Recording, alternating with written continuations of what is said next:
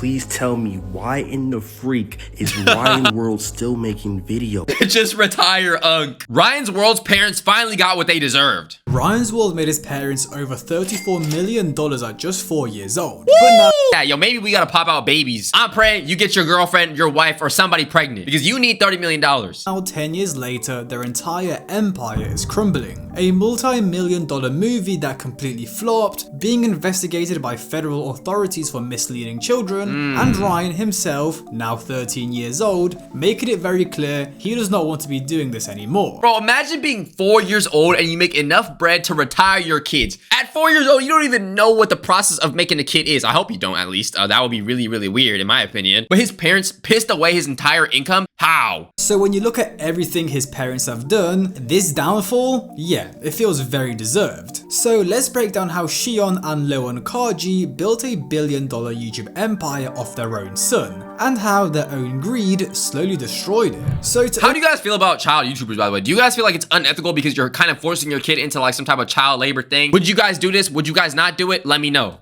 Understand how bad things got, you have to understand how it all began, because it didn't start with greed, at least it didn't look like it. In 2015, Ryan is 3 years old and absolutely obsessed with YouTube. Okay. He's been watching channels like EvanTube HD, another channel run by a kid who unboxes toys and plays games. That's crazy, bro. I remember these channels. And he tells his mother he wants to do the same thing. His parents thought, why not? So his mother takes him to a toy store, he picks out a Lego train set, they film the whole thing, and for a while, the channel grows slowly, nothing crazy, just a family having fun. And then came the video that changed everything. A giant Lightning McQueen surprise Does that say 1.2 billion views? egg, packed with over 100 Disney card toys. Ryan's reaction is pure unfiltered excitement. The kind of joy that you genuinely cannot fake at 3 years old. Bro, I'll fake that. I don't give a damn. Yo, get me a freaking Lightning McQueen egg right now. 1.2 billion views. Do you know how much money you make off that, bro? He genuinely probably made millions of dollars off that one video alone. Video goes on to accumulate over 1.2 billion views. Yes, I said that,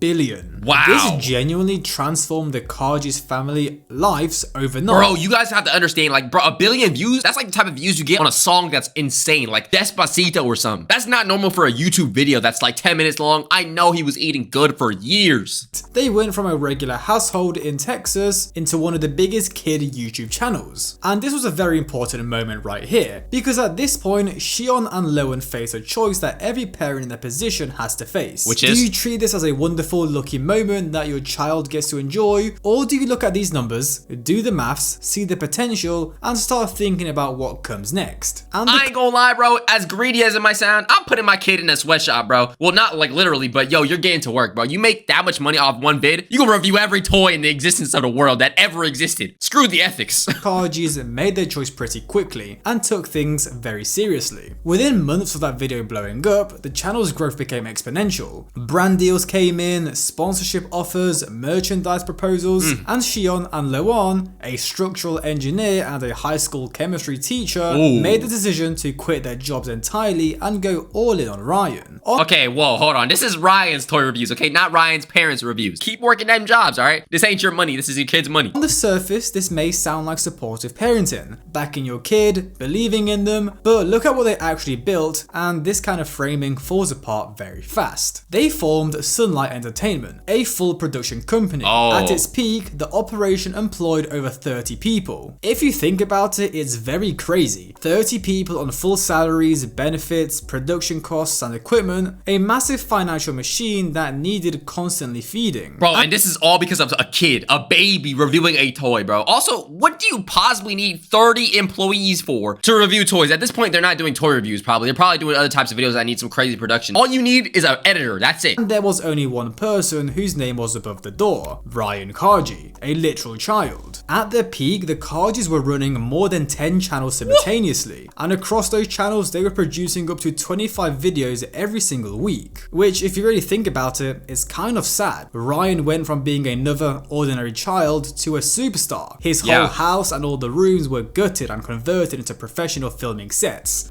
lighting rigs, camera equipment, props everywhere. He obviously wasn't a normal kid at this point. 25 videos a week is crazy, bro. Almost 4 videos every single day. When does this man have time to watch Bluey and sit down and eat his SpaghettiOs like a normal child, bro? When does he have time for school even? Home stopped being a home and became a workplace, and his entire life became work. Ryan's daily life, breakfast, playtime, trips to the stores, became content. Oh my god, that's actually so sad now that I think about it. Imagine you're a kid, you're trying to watch your TV shows, I don't know, just chill. You're trying to have friends, you can't even have those. Friends are gonna think, oh, this is Ryan's toy reviews, you know, they're trying to be cool with you for the money. Then when you're eating your food, it's like, oh, Ryan, how's that food? How does it taste good? Does it taste good? With a freaking flash in your face like, damn, mom. I can't even try these goldfish and give like my own authentic reaction without the camera. He did was filmed and monetized. And at this point, it started to look like Ryan wasn't enjoying the life of a child. His parents were using him as a cash cow. So by 2018, Ryan Cardew was the highest paid creator on YouTube. Not the highest paid child creator, literally the most earned on the entire platform. Crazy. $26 million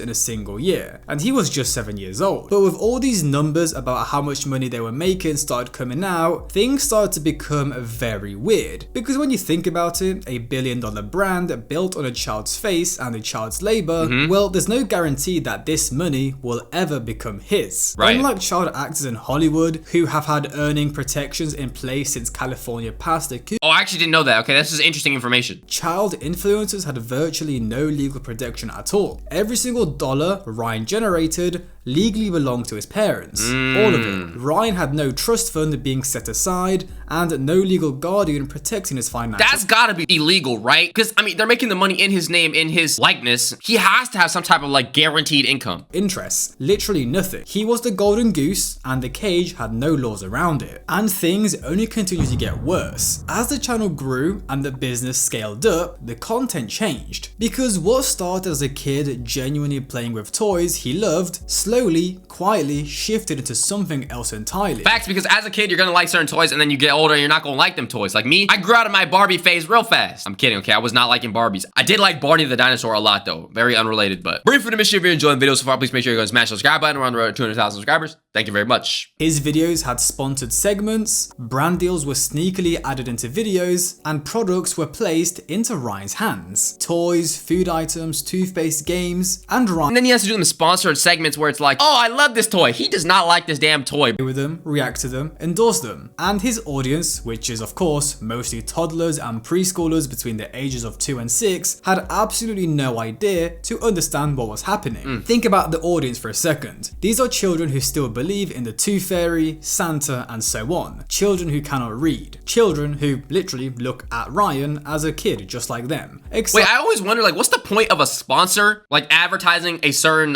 product towards 2 to 8-year-olds, though? It's not like the kid's about to get mommy's credit card and buy the toothpaste. I guess the best bet is, like, having kids tell their parents to buy this for them. Excited and happy and relatable, trusting him completely. When Ryan picks up a toy and says he loves it, those kids believe him. Then they go to their parents and ask for that exact toy. Okay, yeah, I'm just an idiot. Well, actually, I'm not an idiot because I kind of figured that out. But the massive problem here was, these ads weren't disclosed. They were built into the play. There was no clear label, no separation between what videos were Ryan actually enjoying something and just an advertisement. And it wasn't long before critics, parents, consumer advocates, child psychologists started raising the alarm. Child psychologist? Okay, we don't need all that to understand that this is kind of weird. Definitely kind of predatory behavior of your audience to recommend them stuff that you don't really like, for real. I'm assuming every single video on Ryan's toy reviews, where most of the videos were pretty positive, right? So was he ever making videos where he was just straight up bashing him? Imagine he's like, yo, he's like some kid who's like 5 years old. He's like, yo, don't buy this goddamn fucking toy. Yo, bro, I think he would lose so many subscribers over a single cuss word alone. This was not ethically right, and it was potentially illegal. So in 2019, the Federal Trade Commission and the New York Attorney General launched one of the largest digital enforcement actions in American history. The target is Google and YouTube. The charge is violating COPPA, the Children's Online Privacy Protection Act, by collecting personal data from children without parental consent and using that data to serve targeted advertisements. The fine was $170 million, $136 million to the FTC, and $34 million to the New York Attorney General, the largest copper settlement ever recorded. And it was so big because YouTube knew what they were doing. Okay. Everyone knows that these children's channels are watched primarily by young children, but rather than treating those viewers as a protected class they legally were, YouTube served them targeted ads based on behavioral tracking data. Well, again, this is more of an issue with YouTube itself, the platform, and Google. Hey, don't sue me now, I'm on YouTube. Than actual Ryan's toy reviews himself, or even the parents, right? For the Kajis, the impact was catastrophic. Oh. Loan confirmed it herself in an interview. They lost 70% of their revenue practically overnight. Damn, 70%? Okay, now go ahead and fire every single one of them damn people on the staff. All 29. The only person you need is an editor, I'm telling you. So after the target ad was removed, our revenue went down by 70%.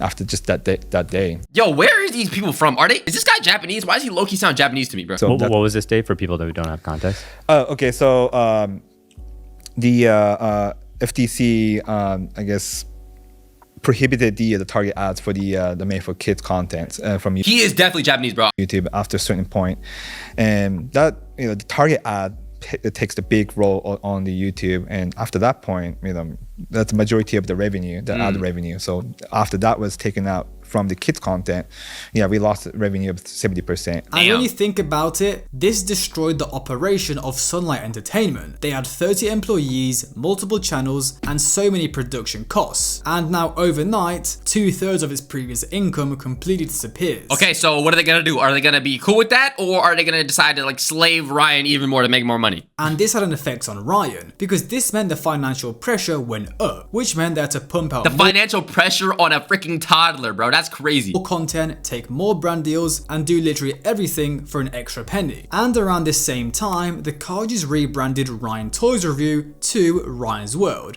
So the bad news is there will be no more Ryan's Toys Review. But the good news is that we're still gonna make videos. Yay! Yo, they probably have like nice teleprompter right behind him with the script to say this, bro. You know damn well you ain't saying this off the dome, Ryan.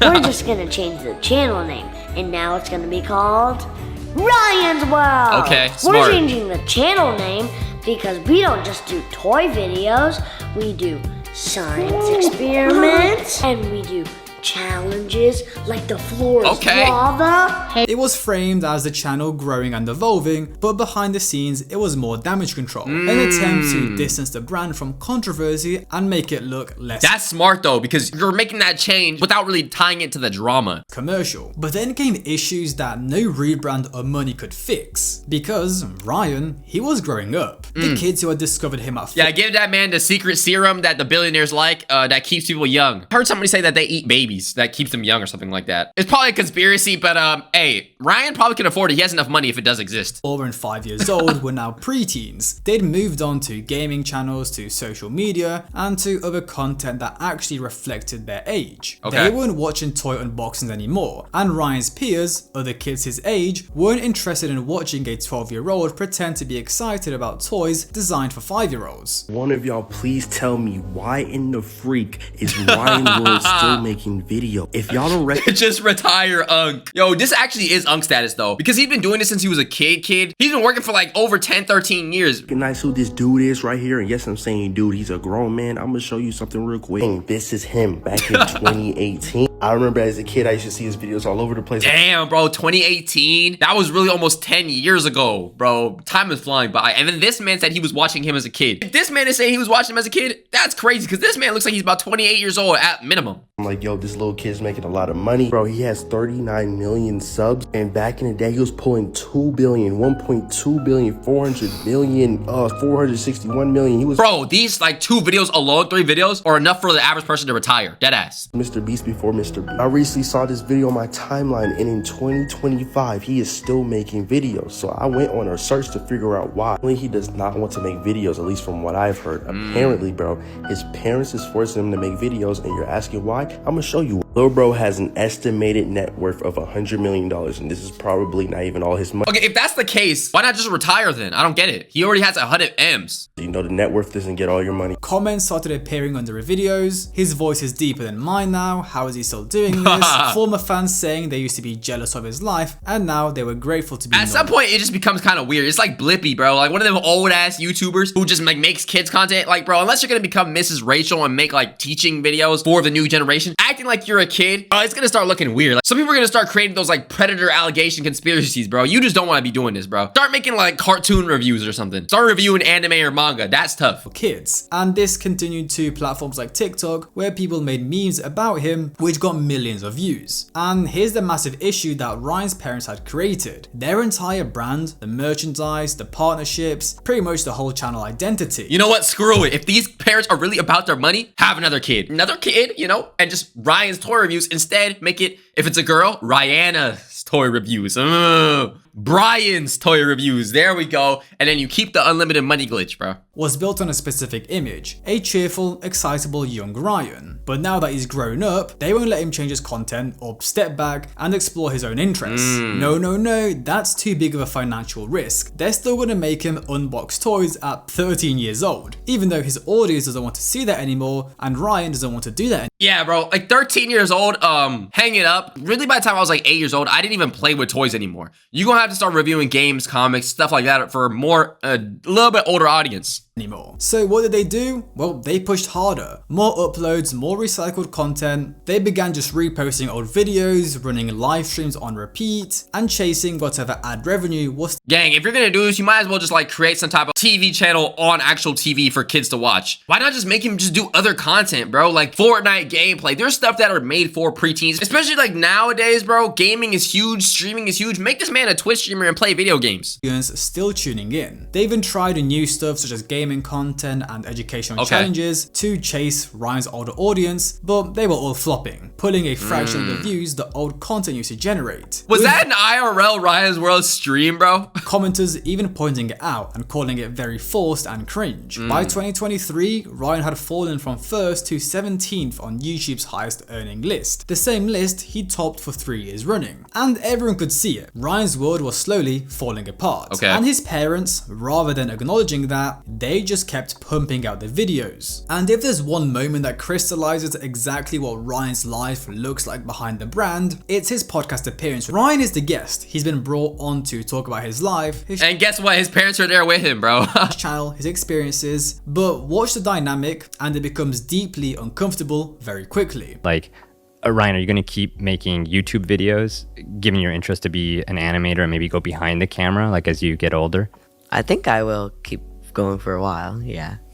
His parents, oh damn, okay, I saw it. He kind of like look at his dad for approval-ish. and they do the vast majority of the talking. And when Ryan does speak, which was very rare, he looks at them first in a way that looks like he's asking, is this okay? Am I saying the right thing? And when he's asked whether he enjoys making content, his answer is very careful. Of course, looking at his parents, and not long until his parents interrupt him. I'm gonna be honest, bro. If I'm Ryan's World, bro, just screw it. Just say you don't, bro. Like, I don't expect him to. Honestly, in all my honest opinion, if you do anything for 10, 15 years and it's a job, at that point, you're gonna lose love for it at some point, bro. Every single content creator at some point, they're gonna get burnt out. They're gonna feel that like tiredness. Bro, he's been making 4 videos a day for years. He doesn't even have much of the creative direction. It's more like his parents are just setting everything up for him and making him read scripts. Is he supposed to enjoy it? What do you expect? Honestly, this is not supposed to be an enjoyable form of content, in my opinion. I'm more shocked hearing him say I do enjoy it than I hear him say I don't enjoy it. As you can probably tell by the clip I just played you, what Ryan said in that interview was that the version of his life that he enjoyed is over. He doesn't enjoy playing with toys or unboxing them anymore, and he wants to do something that normal teenagers do. Bro, that's so normal, bro. Think of every hobby you've ever started. Bro, do you still do every single one of them to this day? Obviously not. A normal human experience is to grow out of things, especially when you're a kid. Play sports, play video games, hang out with his friends, go to the movies, whatever. But publicly, he's not allowed to say that or do that. But guess what? His parents heard all of that, and what was their response? Well, they decided to make a movie. So let's go over the Ryan's World movie disaster, the Titan Universe Adventure. A $10 million budget made major promotional push, with it being positioned as the brand. You would think that this family is going broke by the way that this YouTuber is talking about them, because he's like, oh, they're having these tragic whatevers, this thing flopped, and then you have $10 million to just go boom on a movie. But if you just have $10 million to go ahead and put it in a movie, let this man Ryan retire. He does not need to work another day in his life, nor do you guys either, or his own sisters, bro. They're all good. Revolution beyond YouTube, proof that Ryan's World could compete in mainstream entertainment. Well, long story short, it made $600,000 at the box office, losing $9.4 million. And again, who are you expecting to pull up to that? Kids? Like young kids? You should have made this when he was in his prime. What is that of Dark Titan's lair? You need us. She has a point. How's this for a point? I'm the big brother, I know best, and I'm in charge.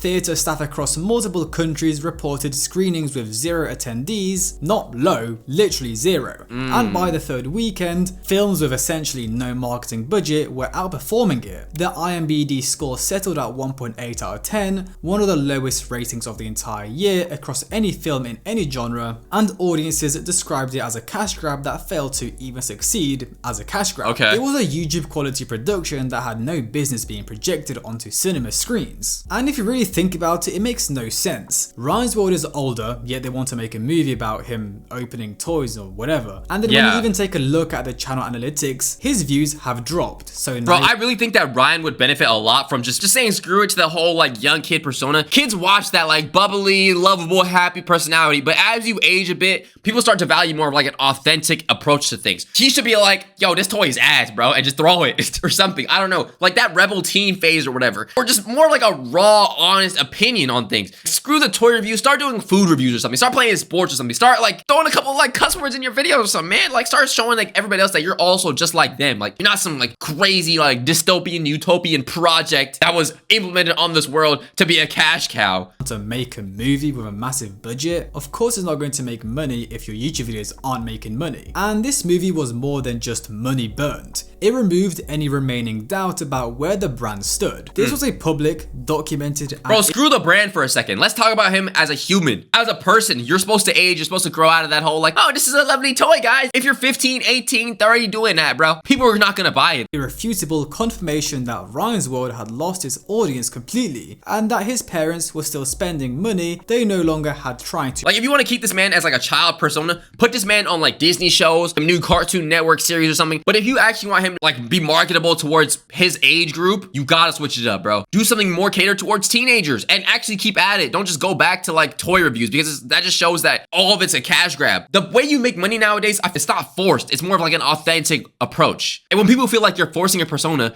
they're not gonna want to buy what you're putting out. And otherwise. But their next move, it was even sadder and pretty much disgusting. As Ryan began appearing less in content, probably because he was very tired, flat, and going through those normal teenage emotions we all went through, the camera shifted onto his sisters, Emma and Kate. They are 7 years old, and they became the stars of the show. Yo, bro, they should have had this idea earlier, bro. They should have like propped up the sisters while Ryan was in his prime. First alongside Ryan, and then slowly over time without him. They now have their own animation series, their own dedicated content, and their own merchandise and toys. As you can imagine, the internet's reaction was furious because everyone recognized exactly what they were watching. Ryan had made his parents millions of dollars, and the moment he started showing signs of not being interested anymore, his parents decided to keep the machine going and started using his sisters instead. I mean, like, why would the internet be furious at this, bro? You can only laugh and be like, bro, I get it. Bro, Ryan is officially washed, so, you know, substitute them out for some younger... Okay, this is gonna sound... That's crazy. You get what I'm saying, though? Younger people, so they can review toys to young kids again. Same playbook, same house, but just different kids. Comments flooded in saying, Ryan made you money, and they're already moving on to the next siblings. It's sad, as it seems like this... I mean, Ryan still has his money. I don't get why they're mad. ...cycle of the Kaji parents using their children will never end. Okay. But there was some light at the end of the tunnel, because slowly legislators started acting. Illinois passed a kid influencer protection law in 2023, one of the first of its kind, requiring parents who profit from their children's online content to set aside a percentage of those earnings into a protected trust that the child can access when they turn 18. This is an amazing law right here. Protected trust that the child can access when they turn 18. California followed with its own version of the legislation shortly. Washington State introduced similar protections after. And it's good that these laws were added because it's the exact gap the Khaji's exploited, and Ryan Khaji is the reason these laws now exist. His name will never appear in them, but the gap they were designed to close has his story. My question is though, are people just speculating that his parents were taking advantage of the situations? Are we assuming that Ryan just has no money and his parents have everything? I feel like if that was the case, he would have low-key exposed them by now. All over it. And the thing is, Ryan's story isn't new, it's just new in the social media world. But previously, the pattern has always stayed the same. Macaulay Culkin made his parents millions from home over their own career, money. So now you guys might be wondering, where is Ryan now and what is he doing? Well, the family relocated from Texas to Hawaii in 2021 with Ryan attending a private school. Okay. And from what we've seen on social media, his daily life now involves tennis, skateboarding, swimming, and a massive love for animation. Okay. He's officially listed as a creative director at Sunlight Entertainment, which in practice means occasional voiceover work and brief on-camera appearances when the brand needs him. Okay. And the Ryan's World channel still carries his name, the merchandise and all the toys still carry his face, but Ryan himself seems to be quietly, carefully building a life that exists outside of this social media Awesome, this is good. He should have been doing this. world. He wants to do animation, he said it multiple times in interviews. What do you want to be when you grow up? When I grow up, I want to be like an animator. I think it's really fun to do because I think that would also really do well for him. Like his first video, like Ryan's World, but animations, that would be fire. like the drawing, and then like at the end you get to see the whole thing and see what you've like worked on the whole time. And like sometimes I can see like the drafts first, and then after I can see like the full thing. And it's really cool to see how it changes over time. Yeah, you're in the front. He wants to create on his own a behind the camera series. And honestly, given everything he's been through, that desire makes complete sense. Okay. He spent his entire life being directed, managed, packaged, and literally sold. So it makes sense now he wants to do everything on his own. He must love the freedom, or must desire the freedom, because he's only 13. He doesn't have freedom yet. Okay. So let me know guys' thoughts of Ryan's World and his entire empire crumbling. Were his parents in the wrong, or was it right to capitalize off a child who made them a lot of money? Well, that's gonna do it for today's video. That was the Ryan's World situation. Let me know what you guys think in the comment section about that. Do you think it's unethical to capitalize off your children's success? In my opinion, if I was Ryan's World, I would be grateful for my parents even doing this. Otherwise, he would have to go regular public school, had a regular life. Obviously, now he's good for life. So maybe as unethical as it might be that he was working from like a childhood age, he kind of sacrificed his childhood to be online. I do feel like it was worth it in the end, but maybe that's just me. Some people value their childhood more. I'll be the one to tell you, my childhood. I'd rather have Ryan's childhood, all right? Either way, make sure you like, comment, subscribe, join Discord in your description. Let me know what you want to check out next in the comment section. It's Love It Law. I love you, and I'm out.